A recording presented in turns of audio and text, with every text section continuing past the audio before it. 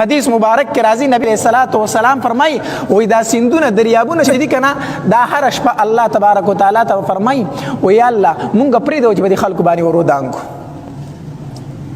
هر شپه دا دریابونه او سیلابونه د الله په دربار کې درخواست کوي یا الله مونږ ته اجازت راکړه چې مونږ ستا په دې مخلوق ورو دانګو ځکه دا نه راګرځي دا ستا ډېر نافرمانه دي دوی نه سمیږي الله مونږ له اجازت راکړه چې مونږ پې ورو خیږو دوی ګناهونه نه پرېږدي عائشہ صدیقہ رضی الله تعالی عنها د نبی علیہ الصلوۃ والسلام نه پوښتنه وکړه وی دا الله پاک پیغمبر ولیدا عذاب دیسو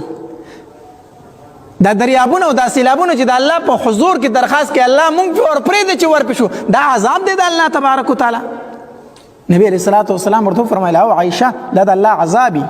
چې کله الله ورته اجازت ورکړي کنه دې دریابونه ته چې ورو دانګي په خلکو دا د الله تبارک وتعالی بیا سي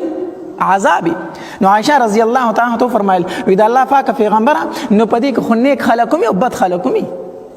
دریاب خو چې په یو طرف باندې ورغه سین په یو طرف ورغه خو بیا نیکان او بدان ټولو چتای کنه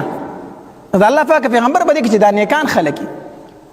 نبی علیہ الصلوۃ والسلام ورته فرمایل وی د نیکانو د فار دا عذاب دی صرف په دنیا کې په آخرت کې ورلنه دی او د بدانو د فار دا عذاب دی په دنیا هم او په آخرت باندې هم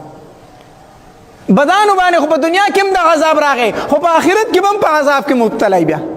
او نیکان چې دي کنه هغه هم د دې بدانو سره په دنیا کې په عذاب کې شریک شو خو په آخرت کې ورله الله د شهادت درجه بیا ورکړي په دې دریاب کې چې ډوب شو دا نیکان خلک د دې بدانو سره الله تبارک وتعالی دوی ته په مقام د